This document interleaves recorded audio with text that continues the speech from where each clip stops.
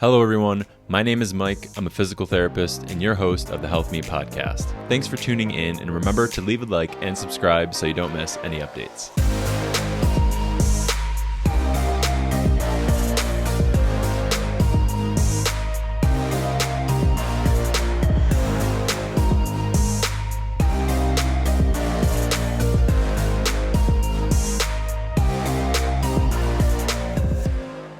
This week's podcast episode, I sat down with a founding team member of a fitness and coaching platform that allows you to access high-level performance coaching anytime or anywhere. Early on in our conversation, we discussed several important topics, including why many of us are having a hard time sticking to exercise, the importance of accountability as it relates to achieving our fitness goals, and highlight who are the people who are having the most success with exercise. These conversations and topics are what ultimately led to the creation of the company called Future. Future is an online performance coaching platform made to keep you accountable and motivated to exercise for the long term. They have a whole library of highly motivated and driven coaches ready to help you at a moment's notice. Future truly prides itself in their quality of coaches and goes above and beyond in the hiring process to ensure their coaches represent their message. Building off that idea, we will go over how Future selects its coaches, discover what qualities make a good coach in the first place, and how their platform can be utilized as an amazing fitness tool for long-term exercise success. More about our guest: he was previously a strength and conditioning coach for the Chicago Bulls, as well as director of performance at Purdue men's basketball. As of today, he has taken that experience as a strength coach into the world of investing in venture capital to help change the area of health and wellness for the better. You may recognize him from episode 27 of the podcast, where our guest talks about his experience trying to become a strength and conditioning coach and what it was like working with professional athletes. Without spoiling too much, let's get right into today's episode, and remember, links for everything are in the show notes and timestamps will be below. Here is my conversation with Josh Bonhotal. Welcome back to the Health Me podcast. This is your second episode. I'm super excited to get started with another episode with you today. Yeah, man, I'm excited and honored to be back for a second time. It was good. I think the first time we got a real deep dive into your career, as well as just like how the strength and conditioning realm has developed, and how to make yourself a better strength and conditioning coach, so to speak, and work your way into professional sports. But today we're going to be talking about the company that you've been working with and co-founded, which is called Future. To have come up with such an idea, you must have arrived at the conclusion that some people will need help along their fitness journey. So in answering the question, why do people need coaches to exercise, you need to first answer the question, what are the key factors that keep someone away from exercise?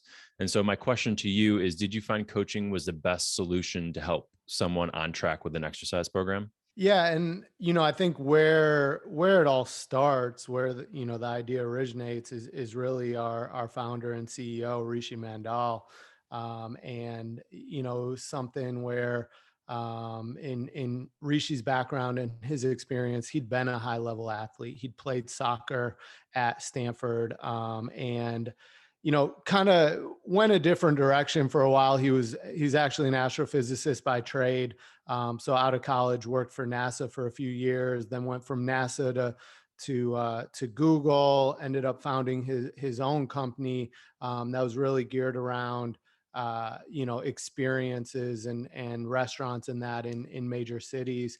And that company was eventually acquired by Postmates.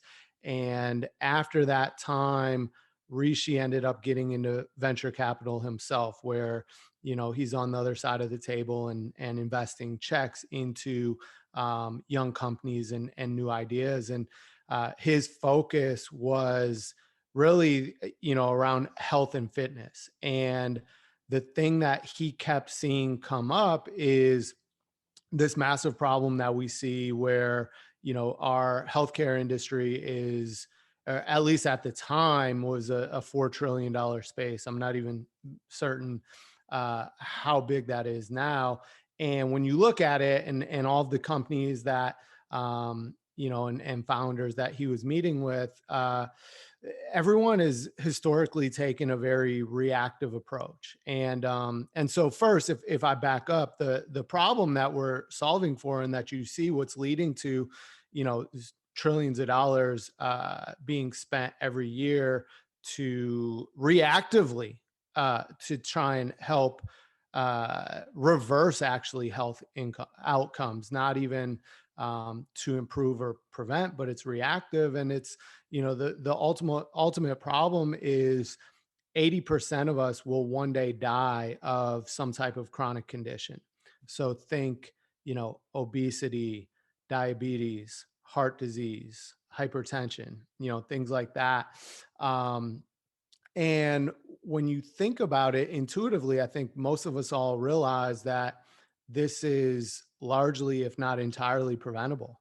And even along the way, it's leading to, again, not only shorter lives, but it's lowering the quality of our lives. And so, where Rishi went in thinking about solving the problem was, of course, first, rather than be reactive at a point where, how things are structured today, it's not until you are obese or you have diabetes or whatever it might be, where now your doctor can tick a box and you qualify for all this, specialized care and treatment and, probably medication. But really something could have and should have been done about this long before it ever got to that point. And so, when you look there, you look at like what are the underlying factors. And so really, largely there's four things. It's how we move, how we eat, how we sleep, and how we manage our stress. And again, we can really control those things. But when you look at, kind of what's happening, what you see is 80% of us are not active enough, if at all. And Mm. then wrapped inside of that, 75% of us, 3 out of 4 people, are obese or overweight.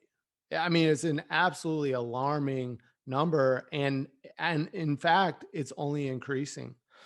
And when you look at, what are the solutions that exist to this problem today, it turns out there is an abundance of solutions. You see it with, tech and apps, and you see these, one to many sort of fitness platforms where or I can literally just go on Google and do a search and I can find a plethora of workouts and doesn't even cost any money.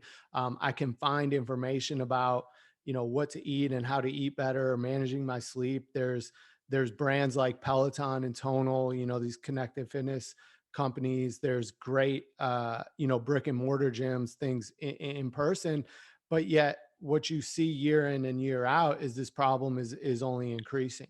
Mm. And so when we looked at it, or really, Rishi, when he looked at solving the problem, he kind of took a step back and he goes, who are the small subset of people that have already solved this problem? Because in order to solve anything at scale, when we talk, not even just millions of people, but hopefully hundreds of millions of people one day, I think that's the first place you want to look, independent of, cost, accessibility, any of that. Who has solved it and how have they solved it? And then from there, let's figure out, how do we scale? How can we build that to scale? And so where he turned his attention was back to his experience being a high level athlete at Stanford. And you look at professional athletes, and actually also, wealthy people, billionaires who have unlimited resources. And what you find is any one of those two subsets of people that gives a shit at all about managing their day-to-day health is overwhelmingly successful. Mm. And it turns out their solution is the same. They've outsourced literally every aspect of their health. So they have their, performance coach. Traditionally, many people think of this as a personal trainer. We always use the terminology performance coach because I think it's much more than what you think of traditionally as a personal trainer, being more transactional. A performance coach is someone who is genuinely like in your life with you every single day, building a relationship with you. And yes, fitness and working out is a vehicle to helping you, manage your health and optimize your performance. But they're taking a very holistic approach. So when you look at pro athletes, and as an example, in my experience, starting out with the Bulls and later with Purdue men's basketball, that's what my players had. I was literally in their life with them every single day. When I was with the Bulls, if a guy wanted to work out, they just hit me up. I'd meet him at the gym, and it was that simple. And we're together 7 days a week, and I'm literally managing every aspect of kind of doing the thinking for them, for what do they need to do based upon where they're at, and many other factors. And beyond that, what you see with pro athletes and billionaires is they actually have a constellation of experts, that are managing every aspect of their health. So they have a personal chef, they have someone who's working with them to manage their sleep, recovery, stress, their mental health, mental performance, and all these things on out to their doctor.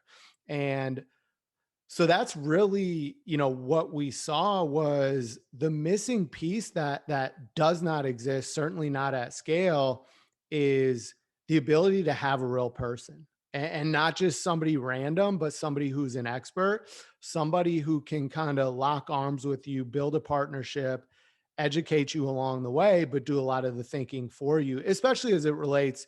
We decided to start with really fitness and movement and working out, because you see that, only 20% of us, 1 out of 5 people, are actually active and as active as we need to be, or we should be. So we figured that was a great place to start. And yeah, I think that really, truly, when you look at it, what is the missing piece? It's not for a lack of trying. We see people trying year in, year out, and yet none of what they're trying ever works. They're Mm. not sticking with it, and they're typically trying multiple things. Sometimes they try the same thing multiple times, but what you see is, a couple weeks go by, a couple months go by, and life gets hectic, and we're not working out anymore. And so that was kind of our bet. If we pair you with a real person who's able to be in your life with you every single day, who builds a relationship with you, who builds trust with you, that is the person that then, when you struggle, when life gets crazy, when there's a change in your routine, they can kind of ride those highs and lows of your life with you, to know when to put an arm around you, when to give you some tough love, and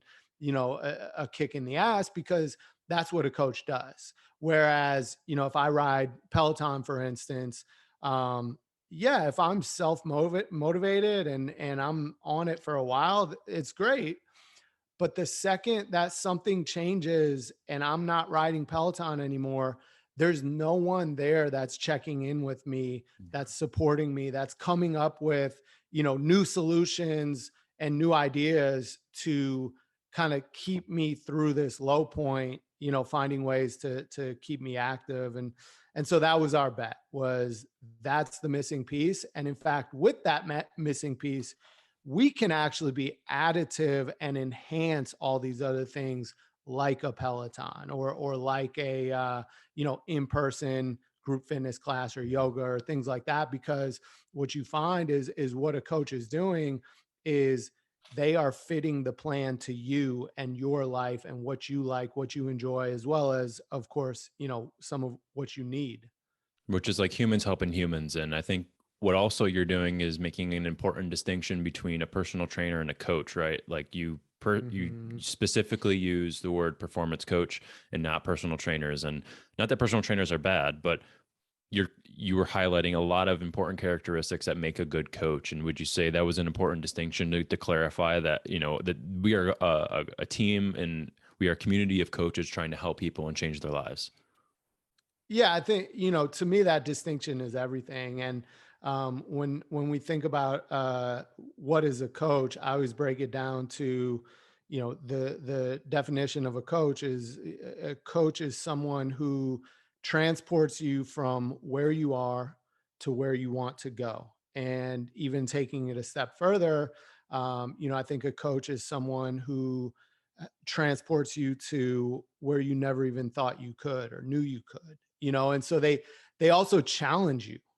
beyond what you believe or what you thought possible for yourself. So they kind of push you to think and dream a little bit bigger. And again, as you mentioned, it's not to knock or disparage, say, a personal trainer. In fact, I do think many personal trainers who are really high level, who have spent the time to get the education and expertise and have a genuine care for their clients and are able to kind of be in their lives with them.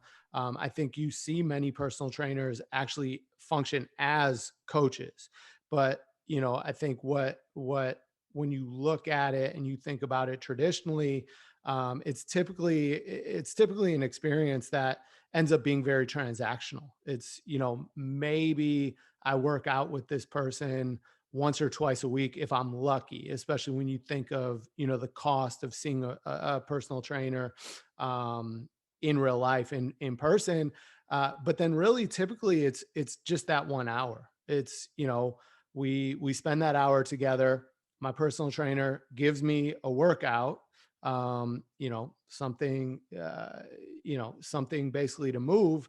But at the end of that hour, they go on about their life, I go on about my life, and that's sort of it until we come back together again. And I do think that's is a factor and a limiting factor oftentimes of someone having the ability to function in your life as a coach is like you gotta you gotta be in someone's life enough to develop those relationships, to have that type of influence. And again, that's what you see with professional athletes and with billionaires is, more or less their coach is kind of on demand for them. And truly that's, that was the thought behind Future and the idea to begin with. And, ultimately that's what we've built where, you know, if you have it, if you're working with one of our coaches on Future, first of all, it's your own personal coach. It's not like it's rotating around. It's a real person who genuinely is taking the time to get to know you, to build a relationship with you, to understand what's important to you, who's important to you, anything about your life that you want to open up and share about, because all of those things, everything that's going on with your life is going to impact what is the best approach for you in terms of managing your fitness, managing your sleep, managing your stress. And your coach is able to do that because they're in your life with you every single day. And historically, in now close to 5 years as a company, our clients are trading on average nearly 5 text messages every single day, 7 days a week with their coach. And so, yeah, I think that's a huge factor. And when we started this from the beginning, we realized to be successful, the working out and the programming and that, I think really is table stakes, because you can get that anywhere. Again, you can, Right. you now there's some cognitive overhead if you go elsewhere because you got to figure it out yourself. And typically that is where many people fall short. But 1 out of 5 people is able to figure it out. It's just 4 out of 5 really aren't. And so in making our bet, it was like the foundation is relationships, and it's really spending that time and being very intentional, to get curious, to ask questions. We talk about collecting and then connecting dots, and in doing so, that's how you form a tribe with this other person. And in forming a tribe, you establish trust. And if we Mhm. have trust, now again, you're more willing to be vulnerable with me, to open up, to share, because also I'm not going to judge you. I'm not here to judge you. I'm not here to shame you as your coach. I'm here simply to help you. Again, going back, I'm here to help transport you from where you are to where you want to go. And in doing so, that requires oftentimes vulnerability, that requires honesty, that requires opening up. Because otherwise, as a coach, I'm just guessing, and I can't truly help you at an optimal level.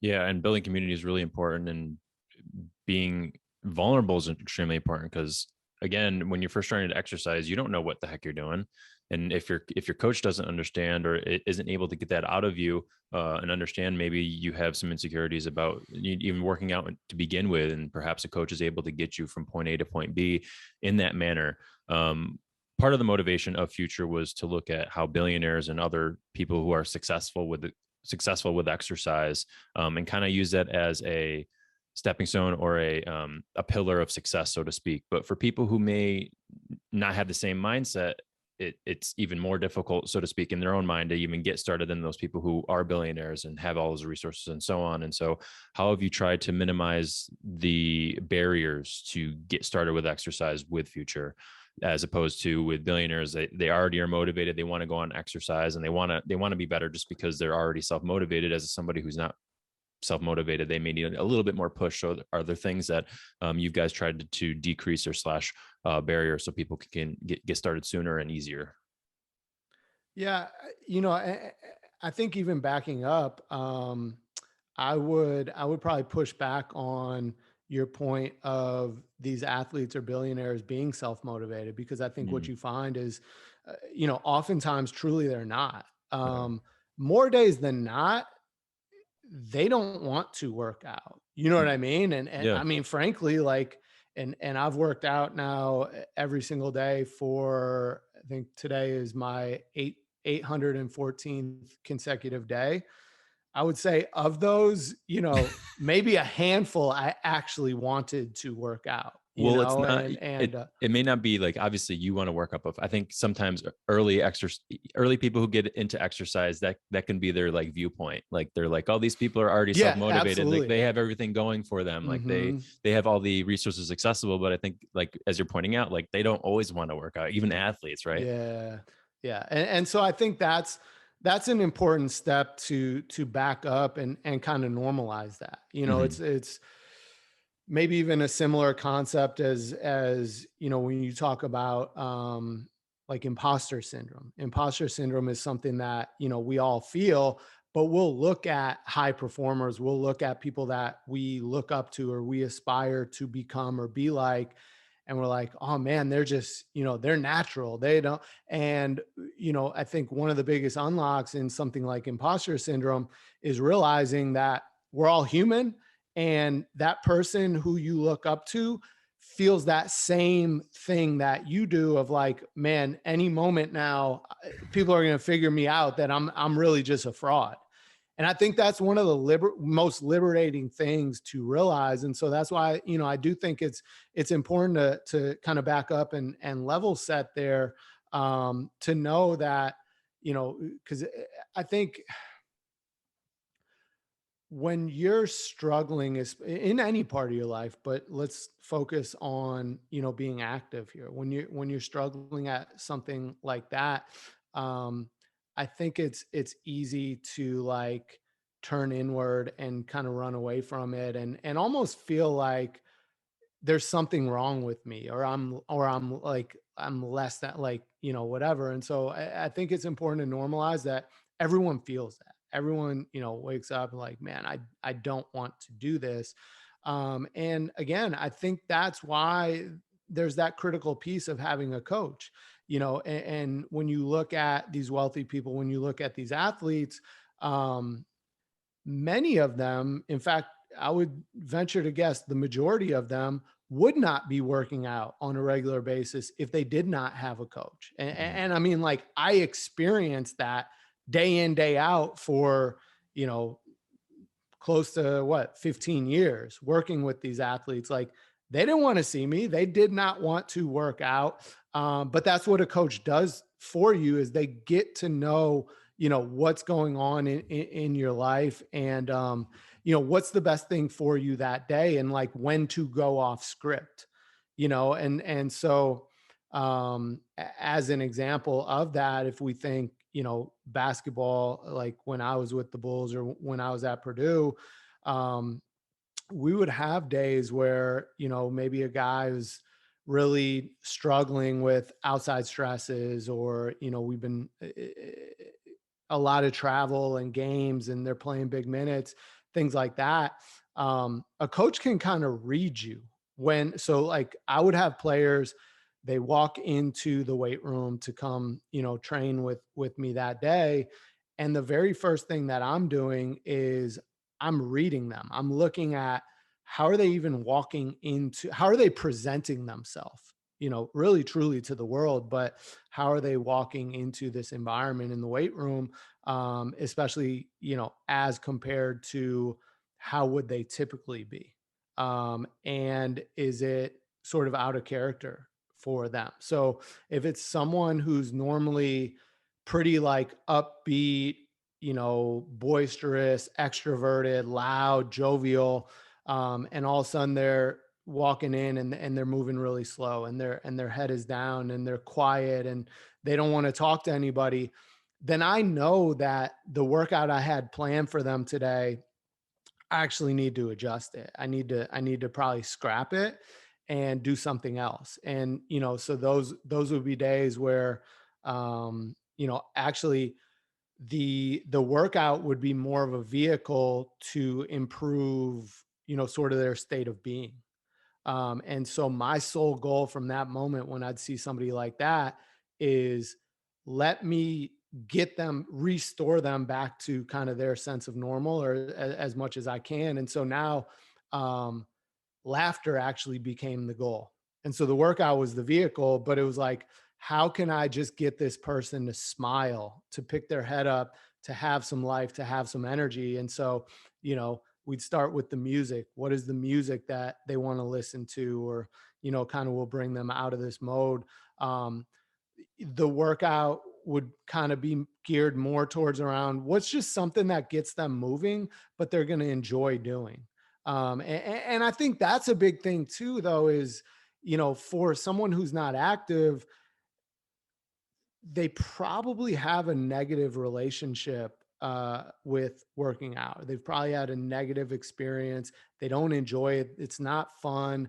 And they view it as like, it can't be fun. And so like, if it's not fun, if there's nothing enjoyable, rewarding to it, why would you continue to do that? And so I think, one, like, it's okay to, especially starting out, make it fun, make it things that you enjoy doing, make it things that you have confidence doing, and things like that. And so, you know, I think that's one of the pieces where, again, if we go back on level setting, it is like, you might think it's a small thing, but it's a really big thing that these pro athletes and billionaires have a coach, because that's what they're doing with them more often than not, Mhm. and they're supporting them to do it. Or, I'll hop in the workout with a guy, which is going to, just having that partner, having that support, is a very real thing. And then there's an element of those days where you don't want to work out.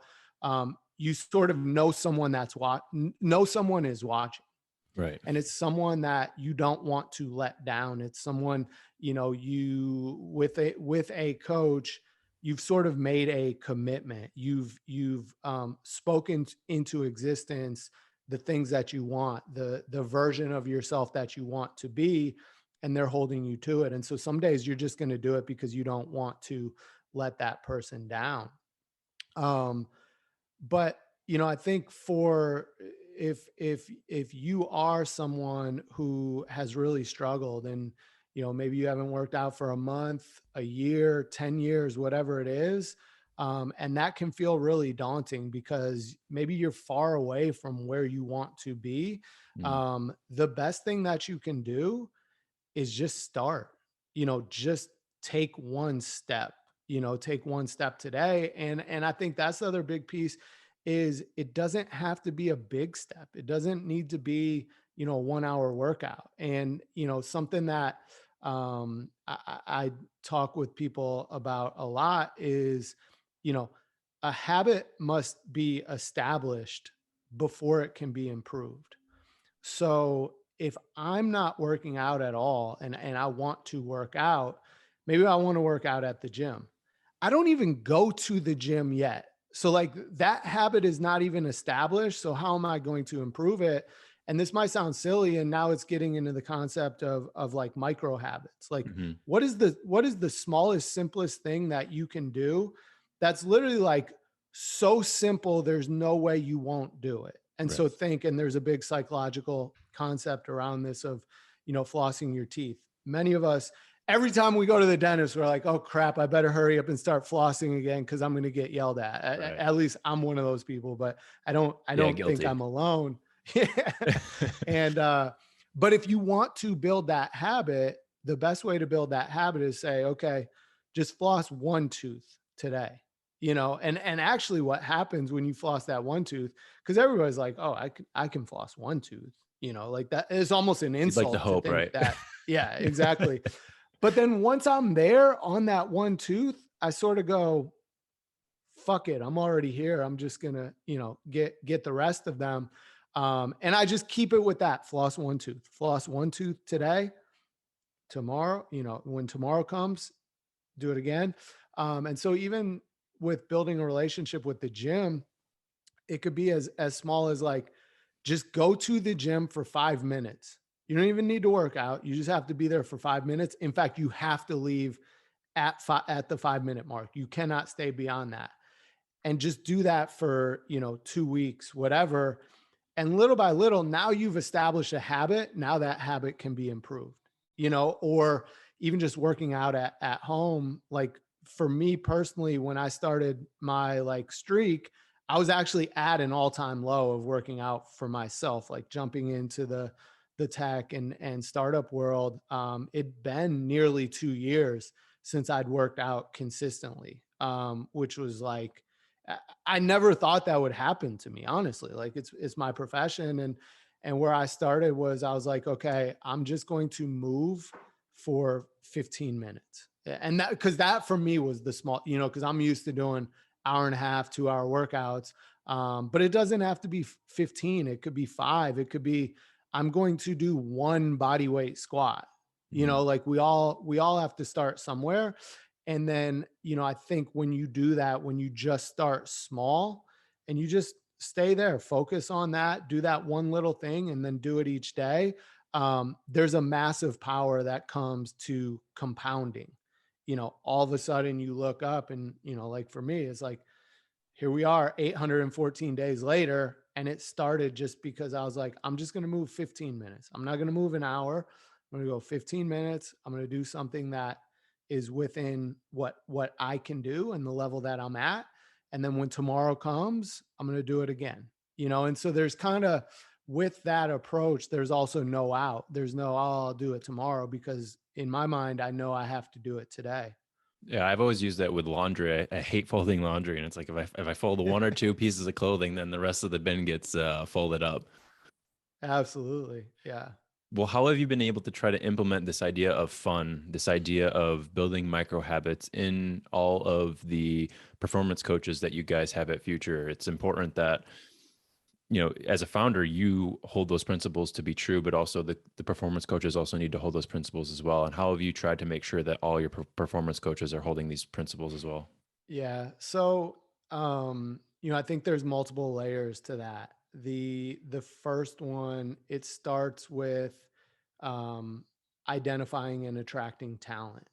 Who are the people that we're bringing into our team? Because we control that. And so, for us, where we started and where I started in thinking about building out our team was, I believe that our values were going to be the driver to our success, because ultimately our people, with what we're doing, our coaches are our product. Like technology is the vehicle with which we deliver our core product, which is pairing you with your own personal coach, and then the experience that they are able to deliver with you and the relationship that they're able to build. So with people being our product, I think it makes it that much more critical that we get our values right. And so for me, when I looked at, the problem that we're trying to solve, and how do we solve that, and then I looked at my own sort of past experience, success and failures, helping not just athletes. I've worked with people on all ends of the spectrum, and kind of what stood out, and then us working collaboratively as a team of coaches together internally, which is a lot of the things that you don't necessarily see, but it's a lot of what makes our company and our team and each individual coach so much stronger, is the internal resources that we have. And so really it starts with 5 values. The first one is this idea of client first, but it's really others first. We use the terminology client because ultimately our mission is to one day help, hundreds of millions of people live um, longer lives and better quality lives. And, so we do that, or the only way in which we're going to be able to do that is by putting our client first. But then I think that it draws into how we work together, how we work collaboratively, and it's putting others first. So it's, you know, I think ultimately it's having humility. It's being able to kind of check your ego at the door. And especially as it relates kind of specific to your question, and how we're helping each individual client, it's, you know, their success and failure is not about me as a coach. And in fact, to take it one step further, any of their success is about them and celebrating them, and really make that about them.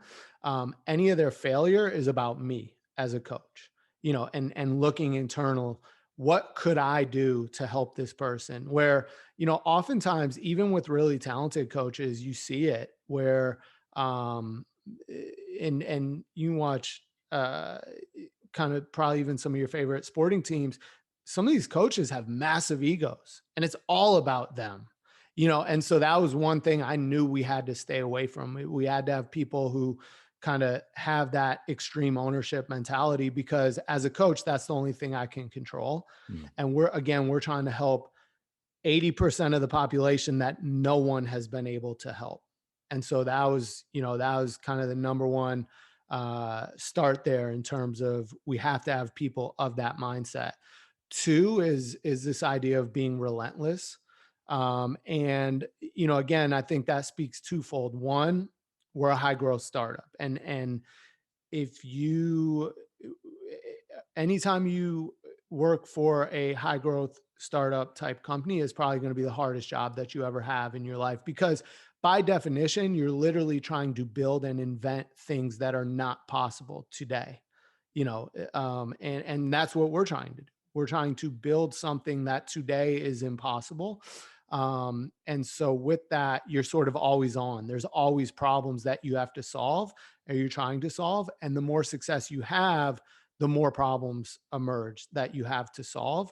But then specific to clients, again, it's 80% of people who nothing's worked for.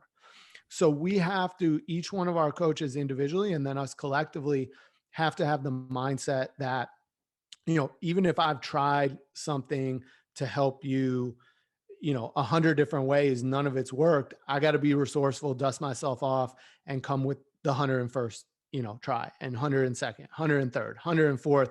And basically, I am never giving up on you as a client. The third thing is being a giver. And a giver is someone who, they do whatever they can, whenever they can, because they can, to help someone else. And that's it. There's no tit for tat. There's no, you owe me one. None of this. It's quite literally, you need help. I can help you. So I'm going to help you. And, that was one where it's like, having that spirit with our clients, obviously, and I think that makes intuitive sense, but internally with the team that we're building, to have a team that is both deep and diverse in terms of backgrounds, experience, expertise, we have to have that mindset to really work collaboratively and be effective. And even going back to like the be relentless, be resourceful, oftentimes being resourceful is asking for help of other coaches that I work with. And so we have to have that mentality of each individual coach of being a giver, where it's not, where they're, and our team is this way.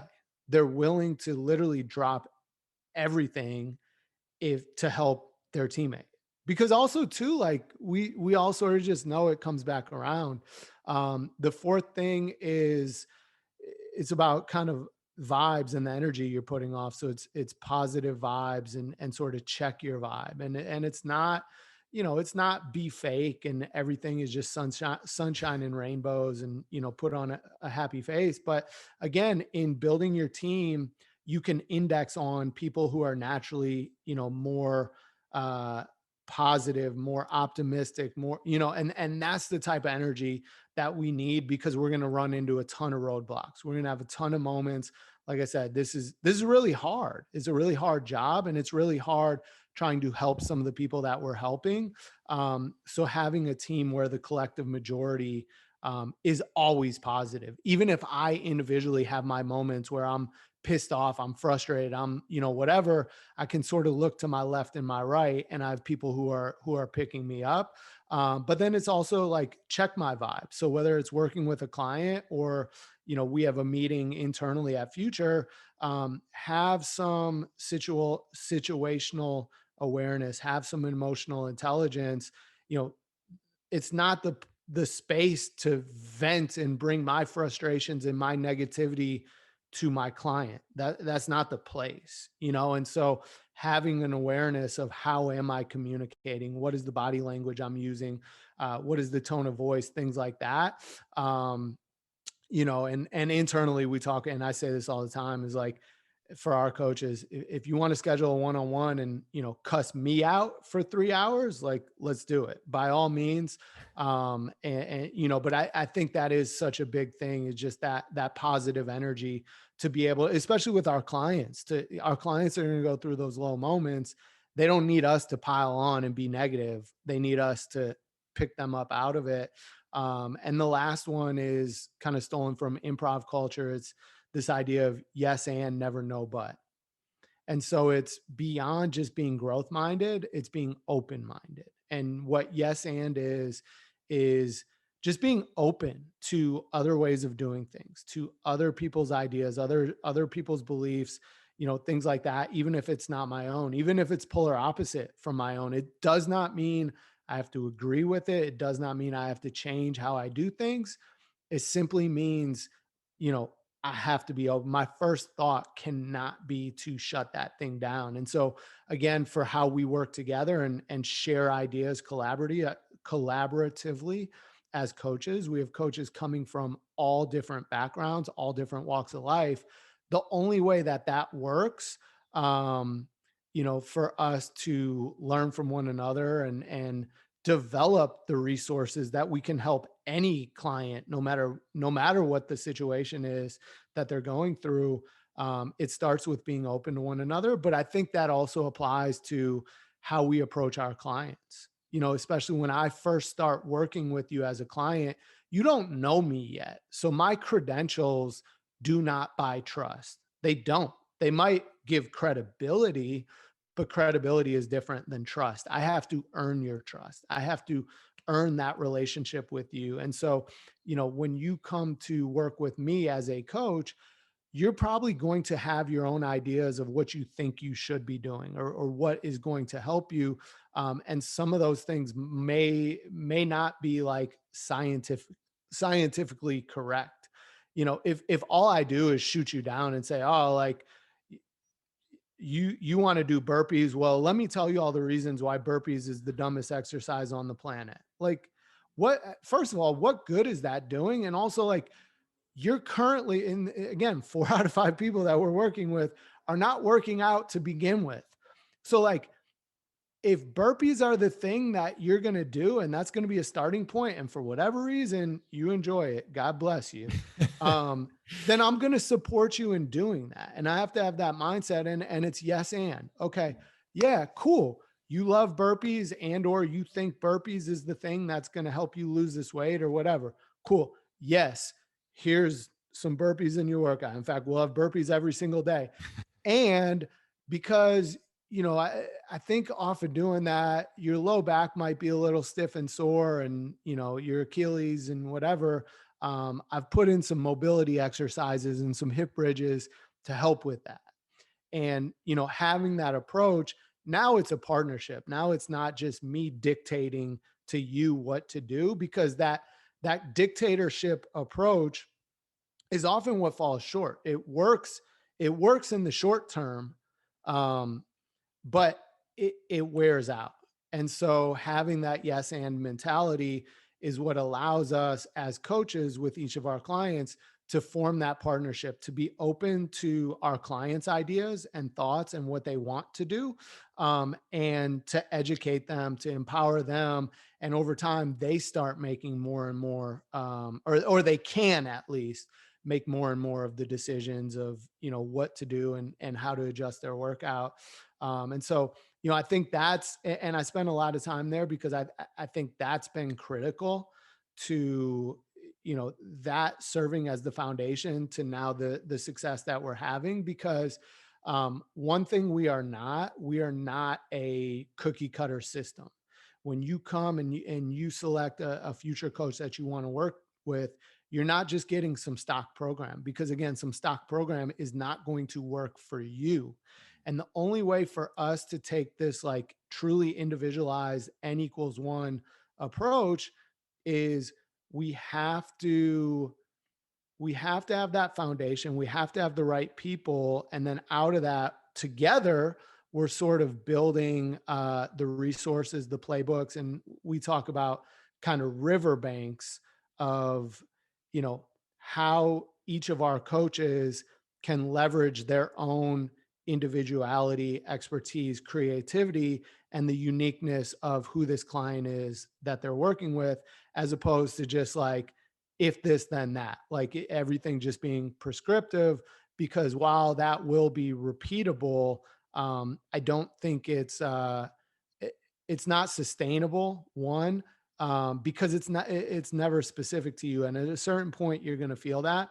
And two, it's not going to be optimal because it's just sort of this blanket shotgun approach. And so it's like, by indexing on people with those values is the only way in which we could ultimately, kind of build this structure within our team to allow for every coach to kind of be unique. But then the through line is, you're going to consistently, no matter who the coach is that you work with, have a very high level experience and a very personal and individualized experience as a result.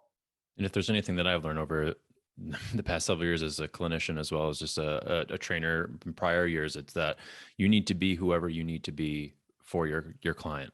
Yeah. Just like how you highlighted, I don't have to review all that, but definitely being flexible, but also figuring out like what are the keys that are going to be your client's keys to success, and how are you going to be able to leverage what you know to make sure that they can achieve their goals. Because again, ultimately, it's about the client, and it's not about you, and it's really molding yourself to fit the needs and the responsibilities that person needs from you in this instance and in this time. And if you don't do that, then like you said, with the cookie cutter stuff, I mean, it's definitely gonna lead to failure. And same thing with PT. I noticed that with all the exercises I prescribe, I can't just prescribe the same exercises every time. Is there overlap? Absolutely. But if I give the same 2 or 3 exercises in the beginning, it's not always gonna lead with the same result. And so, has that been the biggest thing that you've determined, is that humans are completely different, and that we need to be individualized and specialized and continue to be working towards that idea? Yeah, I think so. Ultimately the success of this, it boils down to what you and I think both are saying is meeting you where you're at. And then understanding that's going to be a moving target Right. day to day and even within the day. There's all kinds of things that happen within our life. Like I might be in a great mood, upbeat, positive, whatever. And then all of a sudden, 30 minutes later, my wife and I get into a fight and now my mood is completely different. And so it's, where you would have met me at 30 minutes ago is different from, where it is now, for an extreme example. But yeah, I mean, and again, I think that's the value of having a coach. I think that's also what makes it honestly like so difficult at times to convey to people like what is that value, um because the value is going to be different to everyone. It's like, where are you at, what do you need, what's important to you, and sort of what is performance to you, because we talk about like optimizing your human performance. Mm. That can mean very different things to different people, and again, it takes having that real person, having that coach to get to know you and understand that with you, and together it's going to change along the way. So being able to edit that vision along the way, because I think, also historically, one of the things that you see is people will set goals, and I think goals have their place. But if you get too fixated on the outcome and the end result, what happens is, okay, I set a goal, I want to lose 20 pounds. And maybe that is kind of the carrot that I chase for a while. And it does motivate me. But what happens once I get there? And I think that's another one of the problems that we see of such a prevalence of people not active enough, is like many of them have also hit goals at certain points, and then they're like, okay, like now what? and Yeah. and, I lose the motivation. And so it's like, having a coach is, that's someone who can help you to really just focus on the journey, and it's about the journey. And I think having a coach, that's the person that's going to hopefully with you help uncover, some of the, like, what is your why, what is your big, because even if I set a goal to lose 20 pounds, that's probably not my like why. In fact, I'd be shocked. Like, who says they want to lose 20 pounds and like that's why? Like, I want to lose 20 pounds. Why?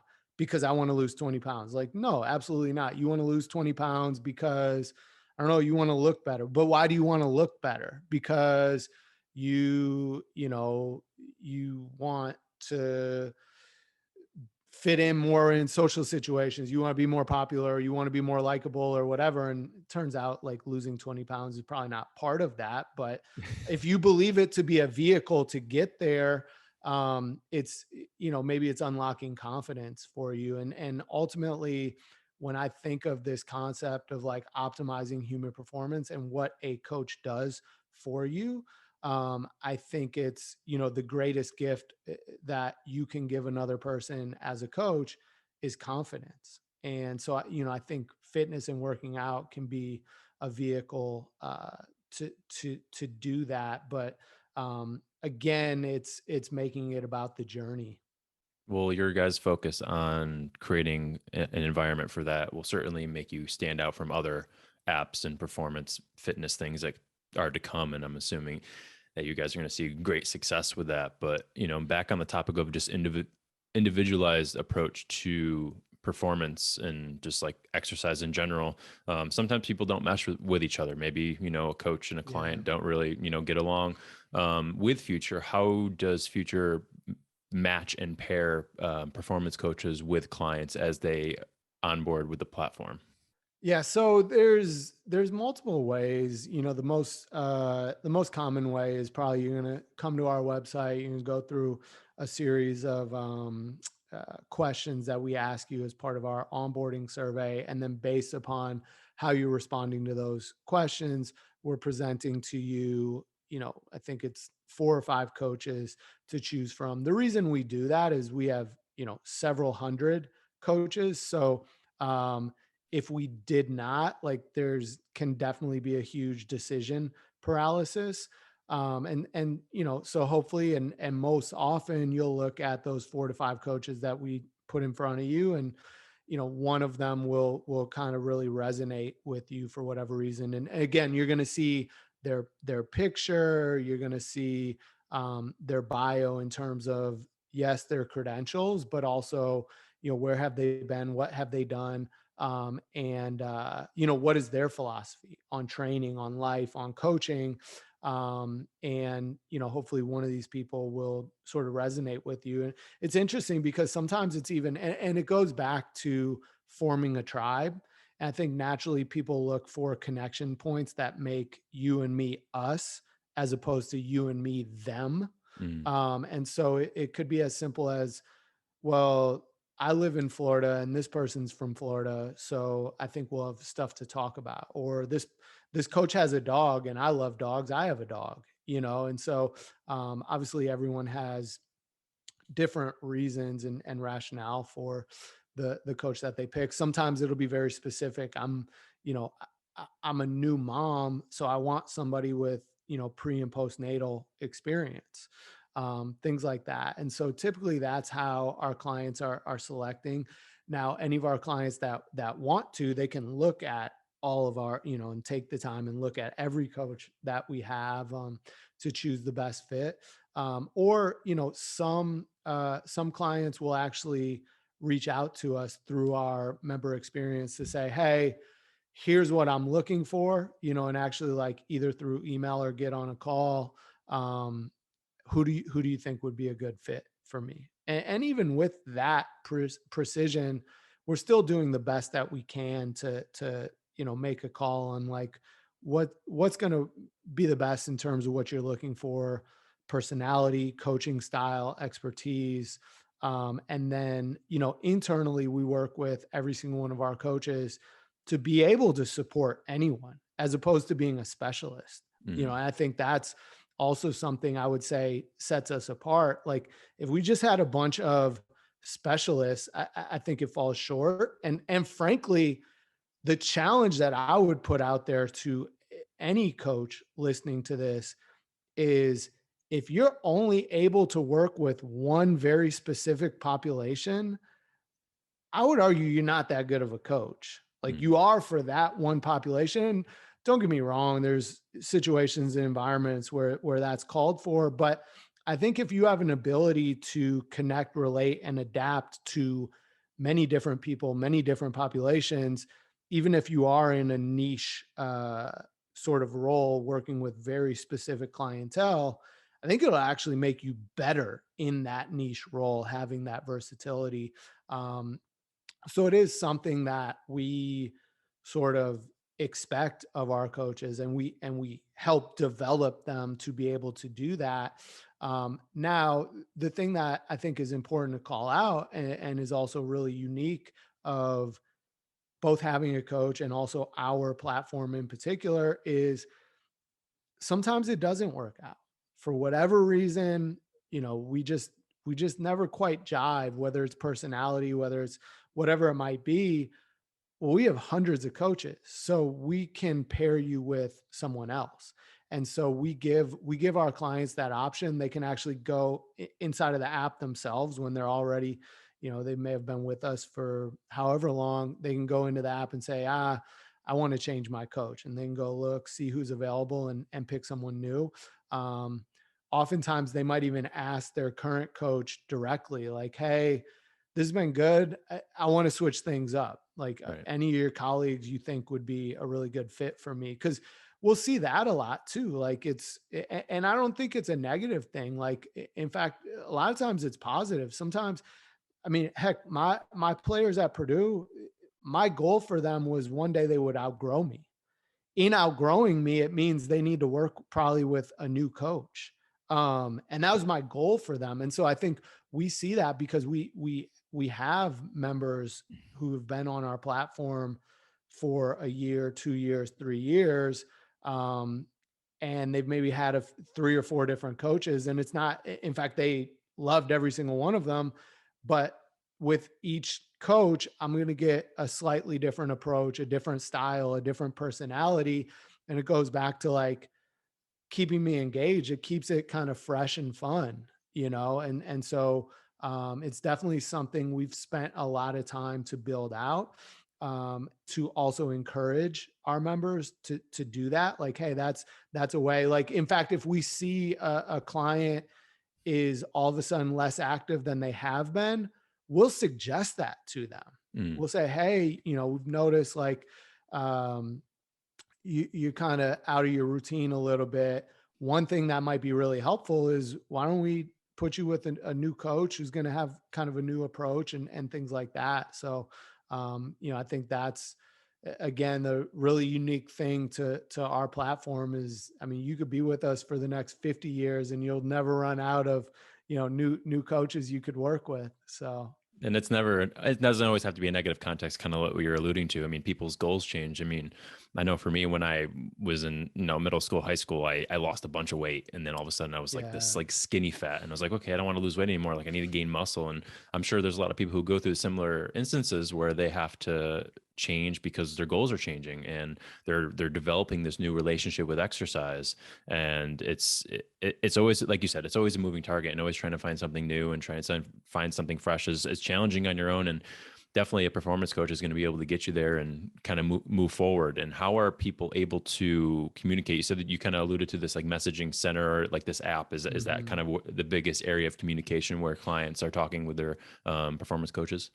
Yeah, I would say, 80, 90% of it is probably directly inside of our app. Mhm. We have all the functionality in our app of what you would expect with iMessage. So it's, of course, text messages back and forth, but our clients and coaches are oftentimes sending videos back and forth to one another. A lot of times a coach, instead of like texting you something after your workout, they'll record a video of themselves talking to you and like celebrating whatever it was that you just did, or answering your question, because it's easier to just record a video quick and explain to you than type out a bunch of text. They're sending pictures, memes, gifs, all that sort of stuff. And think the way that you would interact with a good friend, like emojis, slang, all that, because one of the things that as coaches we're trying to do in meeting you where you're at is, how do you communicate and how do you like to be communicated with, while still remaining authentic to myself, you know what I mean? But like, if you use a bunch of slang and a bunch of emojis and gifs and things like that, um, I'm going to use more slang and gifs and emojis back, because that's how you communicate. So that's kind of central to it. We also, your first interaction with your coach is going to be a FaceTime call, typically 30 minutes. So it's, just like you and me are right now Yeah. on video. We see each other real time, talk to each other. And I think that's important, because it is a virtual experience of like humanizing both of us. Because if it was just text, it's easy to lose sight of the fact that like this is a real person on the other end. And so I think that's a very important first touch point, is just, again, getting to know each other, even beyond just what you're looking for workout wise. Like, who are you, and where are you from, what's important to you, all the collecting dots, so that I can connect those dots and sort of form a tribe with you, and build that foundation of a relationship. And then many of our clients will do that FaceTime call on a monthly basis. Some of our clients, like, and I would be one of these people, I like dread having a FaceTime call. So I'm like, no, no, no, I'm good. We can just text, Yeah. And so, but even many of those clients, they might like to do it every 3 months, every 6 months, especially if there's a big change in your life, or there's going to be a big change to your workout program.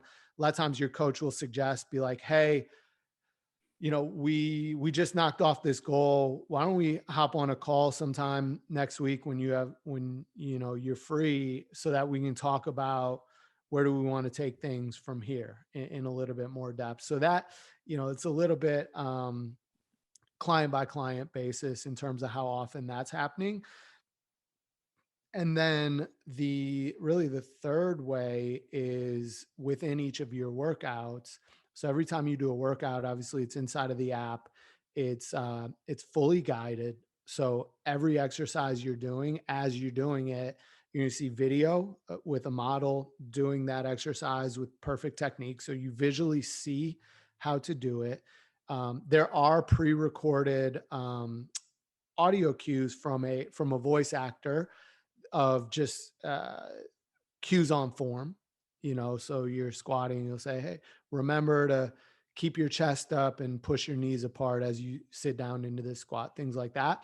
But then also at different points throughout your workout, very intentionally, your coach will record voice cues specifically for you. So then that's another touch point, because like at the start of the workout, they'll always record a message that is personal to you.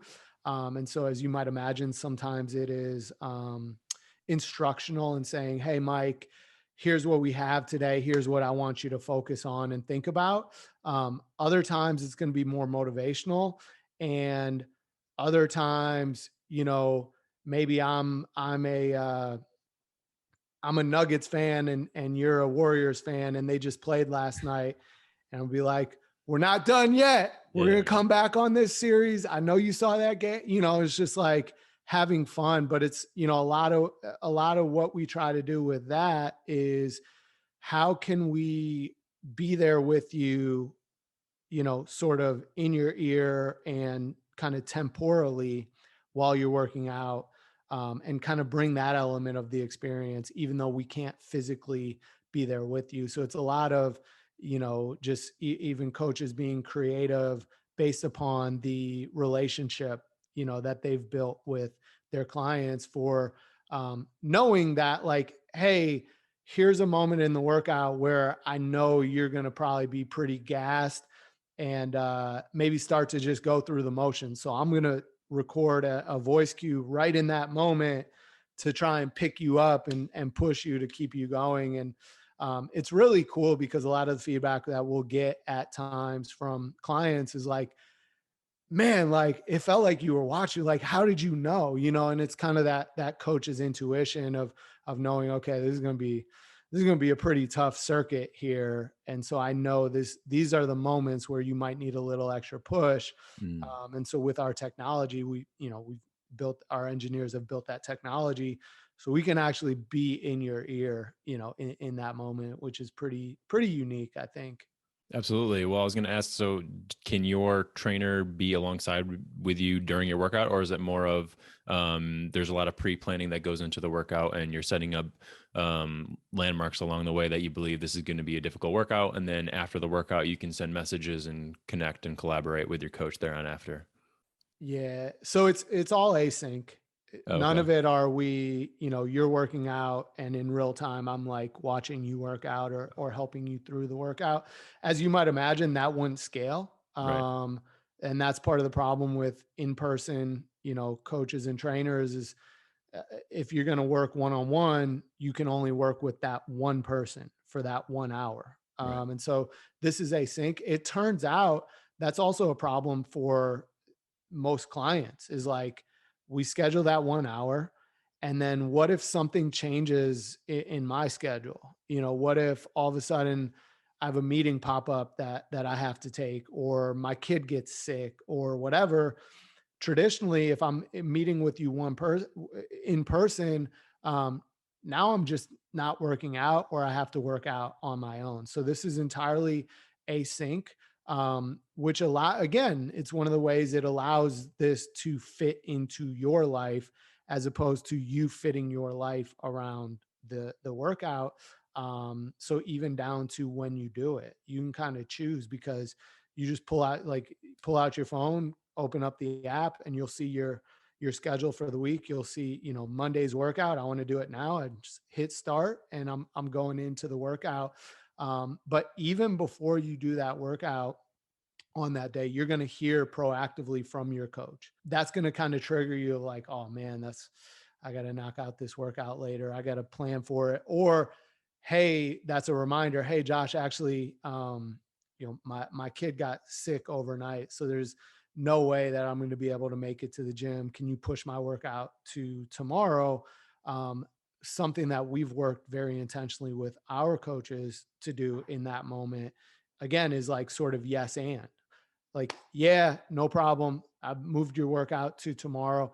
And just in case, like if you still want to do something at home, I dropped a little 10-minute mobility circuit. It's really low intensity, but I can imagine you probably didn't sleep very well last night if you were up with your kid all night.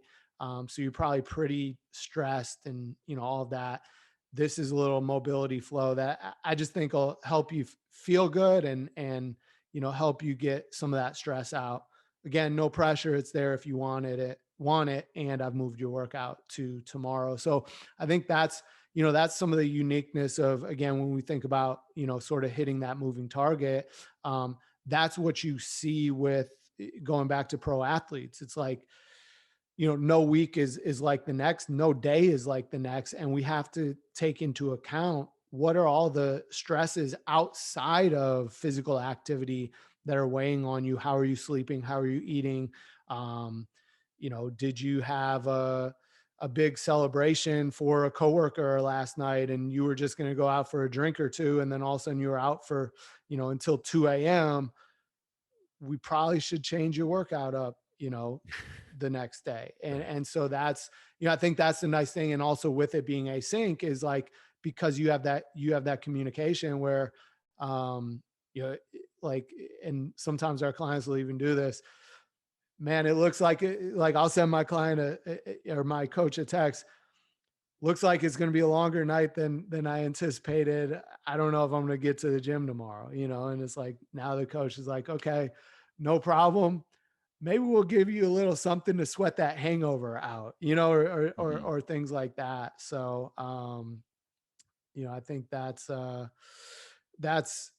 probably the value of, especially it being async like that, is it really allows us to adapt and adjust and auto regulate sort of the workouts based on where you are, how you're feeling. So if it's a day where you feel really good, we can ramp things up a bit. If it's a day where you're struggling a bit, we can pull it back down, so that we're constantly hopefully hitting in on that moving target.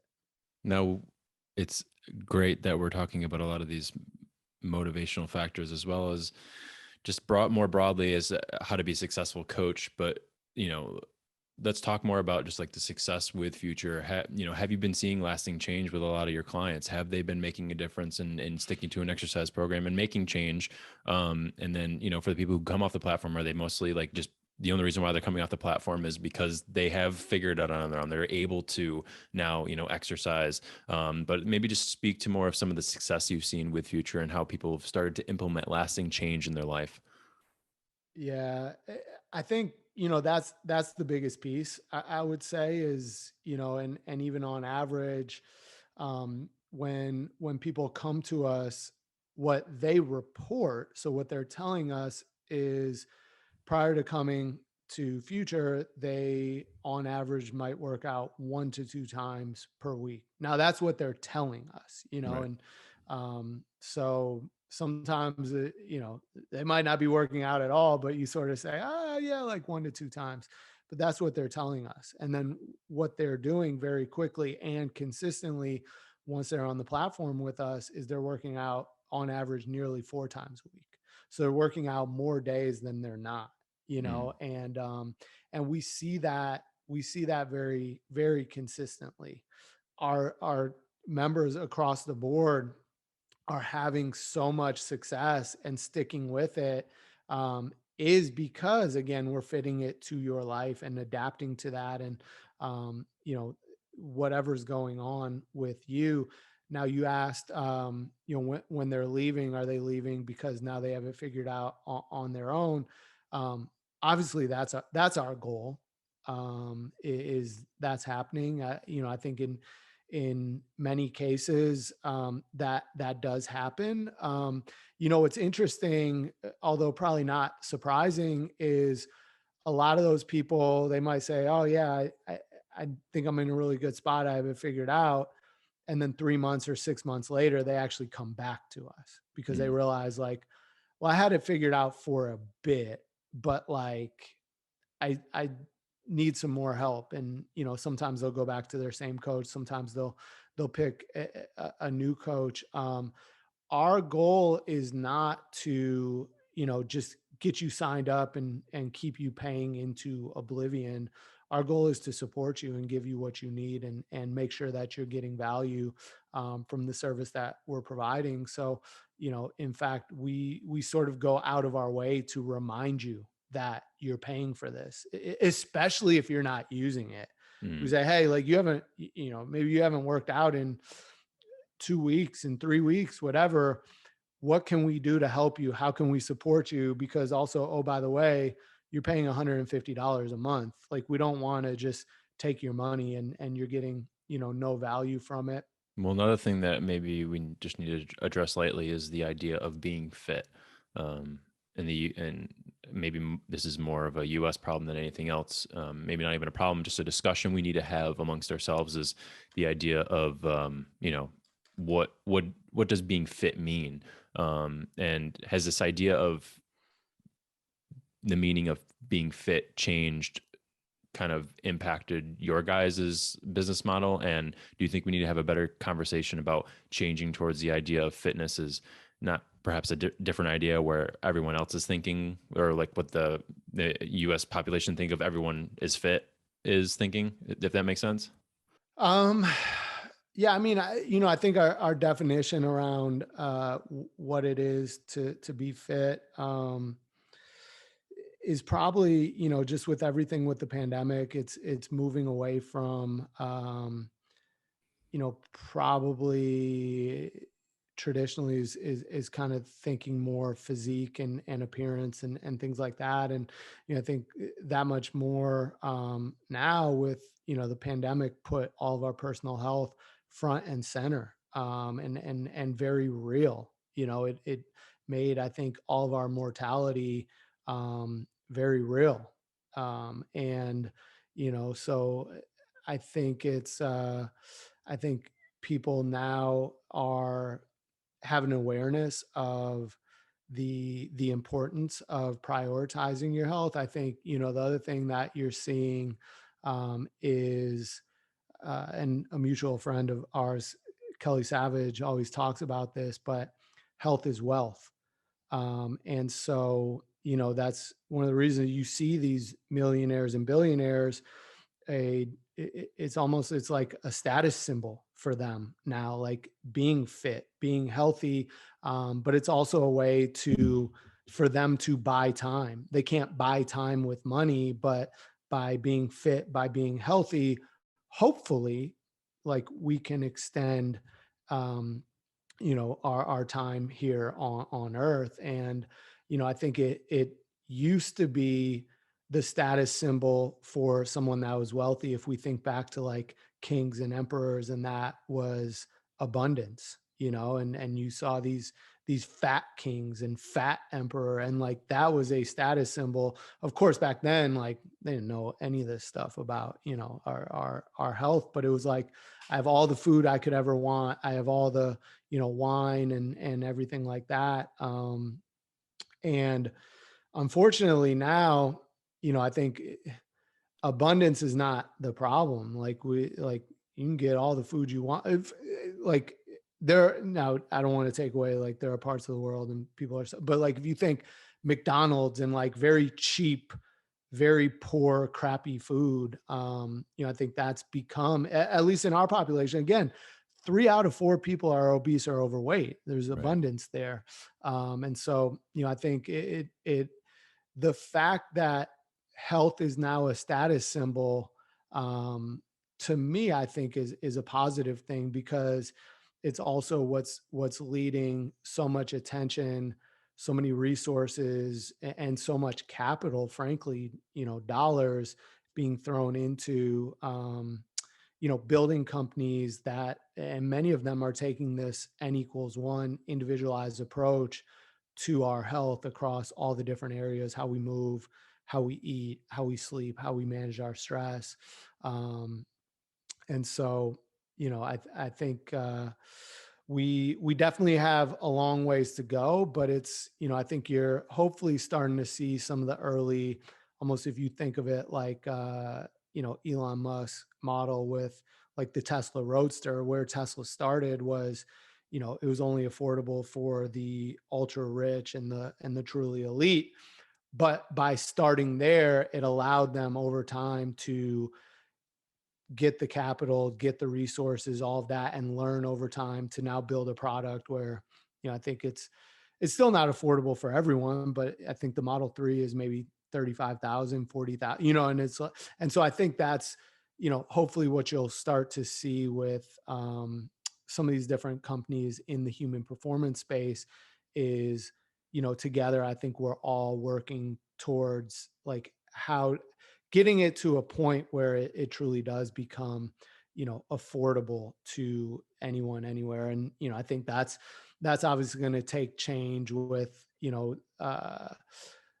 subsidies and healthcare companies and things like that getting involved and um, allocating dollars towards being able to subsidize some of these different products and things like that.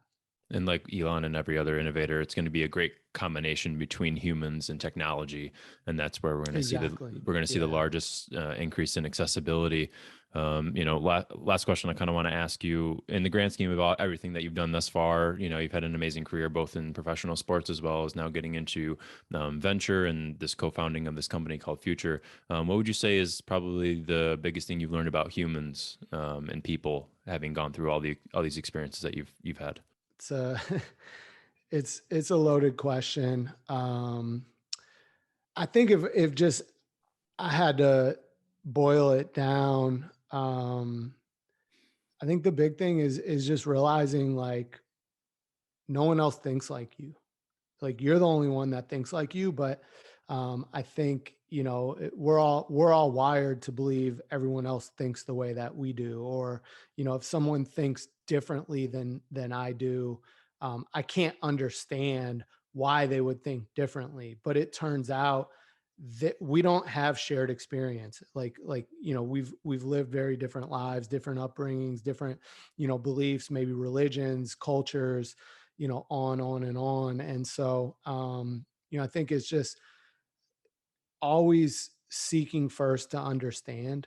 Um, you don't have to agree with someone else, or, whether it's their behavior, whether it's, whatever it might be. But I think if you seek first to understand where they're coming from, I think it can help you to, um, together kind of form a connection, or maybe come to, especially if it's a disagreement, come to uh, a resolution. But just in general, like realizing that like you never know what's going on in someone else's life, and everybody's going through something. And so just having the approach of like just being kind. I think that's the biggest thing, is just throughout, especially our world right now, is like everyone could just use more kindness. And so I think that's, to me, probably the really remarkable thing is also just the way in which the world opens up when you are, you're kind to others. um so I don't know if that's but this, I think it's just, yeah, trying to understand where other people are coming from. Certainly a great bit of advice, and certainly something that I think about a lot. And listen, I really want to thank you for coming on the podcast again. It's always having great conversation with you, and you bring a lot of insight, and always, I feel like I always leave our conversation with more questions than answers, but certainly I really appreciate you being on the podcast today. We're closing off with the last bit of the podcast, which is just going to be the health me to health you portion of the podcast. You kind of answered this question already, but I'm going to ask you one more time. If you had the attention of everyone in the world for 30 seconds, what would you say? Yeah, I think it's just going off that point of just the power of consistency and kindness. I think if you show up each day and you treat people right, um, the world kind of opens up for you. And typically, there's certainly assholes at all levels, and they're successful, but in the long run, and life is long, and playing the long game, I think if just you're consistent, you show up every single day, you do the work, and you treat people right, and just, being a giver, um, things tend to work out for you. Second question: what book do you recommend now? Whether a book you're reading now or in the past? Man, there's so many. I think just to keep it broad in general, I'd go with The Alchemist. I think The Alchemist, it doesn't matter what your profession is, what kind of your passions and interests are, and even where you are in your life. To me, that's a book that I just recommend everyone should read. And it's one I try to reread every single year. I think it's one that also takes on a different meaning every single time that you read it. But again, I think it goes back to some of that of just the idea of speaking things into existence, which I think is a very real thing. Yeah, I can agree more. I read that book a while ago. I have to give it another read through because I know, like you said, every time you read a book or for a second time, you kind of get something new out of it, right? Absolutely. Last question: where can people learn more about you and what we talked about today, as well as future? Yeah, so our website is future.co. So if you're interested to take a look, all the information that you need is right there. And then, for me, I try to be pretty active on Twitter, sharing different, videos and threads, things like that, related towards human performance leadership. So at J Bonhotal. And we just kicked off a podcast, myself and a colleague, Brad Baker, called The Future of Human Performance. And it's a podcast where we spotlight one of our coaches at Future every single week, because we realize, we have an amazing set of coaches who they themselves have pretty incredible stories to share. As well as very unique expertise in different aspects of human performance, but even things like overcoming fear, or imposter syndrome, or insecurities, things like that. So we try to be pretty raw and vulnerable to just kind of help you optimize your overall sort of human experience. Yeah, you also write a little bit too on Twitter and kind of like list out a lot of great information. So it's always a great follow. Make sure to follow him there as well as on LinkedIn. And again, if you want to try Future, go over to future.co. Josh, again, thank you so much for coming on the podcast today. I really appreciate it. Yeah, man, it was fun. Thanks for having me.